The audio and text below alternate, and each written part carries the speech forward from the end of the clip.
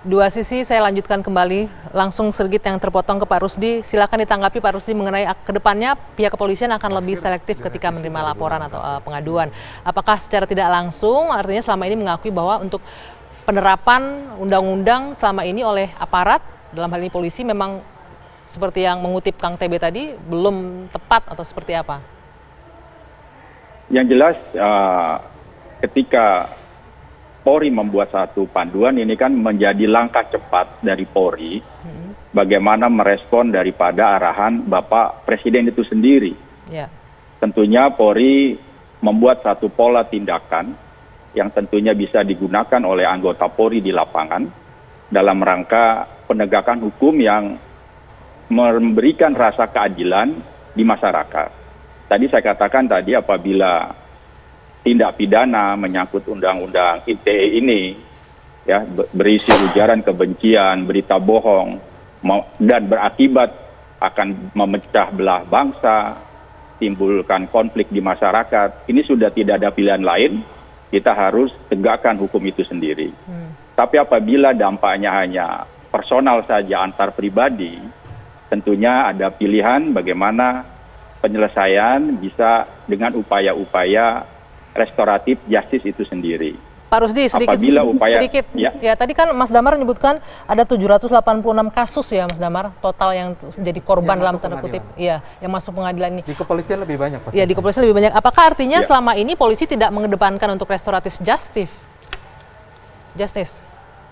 Ini sudah berjalan restoratif justice, ini berdasarkan surat edaran Kapolri nomor 8 tahun 2018.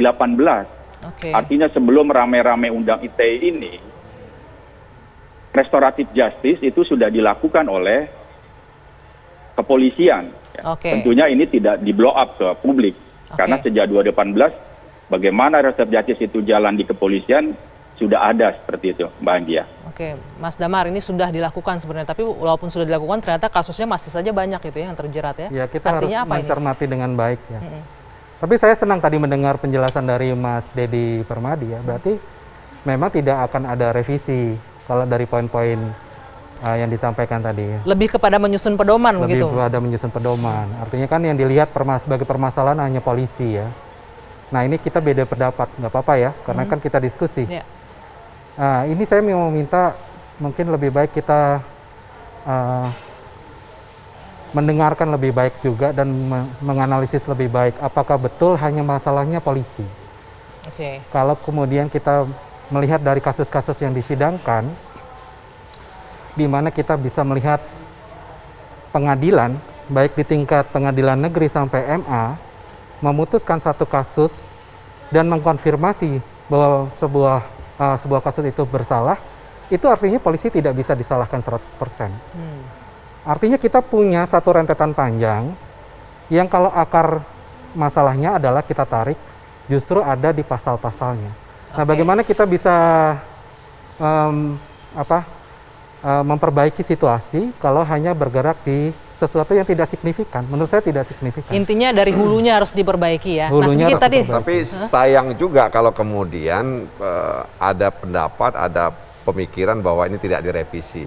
Lalu ada upaya untuk membuat semacam petunjuk, ya, pedoman ya, terkait dengan bagaimana kasus-kasus ini ditangani. Ya, menurut saya Indonesia ini harus berani sebenarnya ya. Kita terlambat, reformasi pembaruan hukum kita itu terlambat. KUHP dulu sudah kita bahas, tiba-tiba sampai sekarang nggak jelas nasibnya. Ya, bagaimana kita mau kemudian menuju kepada revisi hukum acara pidana kita. Nah, karena itu memang menurut saya Presiden sudah menyampaikan secara jelas dan tegas. Oleh karena itu jangan lagi kemudian ada pemikiran ini tidak direvisi dan sebagainya. Tadi Mas Damar sudah sebutkan. Sudah sebutkan bahwa ada korban yang banyak, ratusan, dan itu orang-orang biasa. Bukan orang-orang yang berkuasa, akademisi, jurnalis, orang biasa yang menjadi korban daripada pasal-pasal ini. Dan itu menurut Anda nggak bisa hanya diatur nanti dengan adanya misalnya penyusunan pedoman itu? Selama ini kan polisi ya ketika misalnya memproses kasus ini kan dia memanggil ahli bahasa.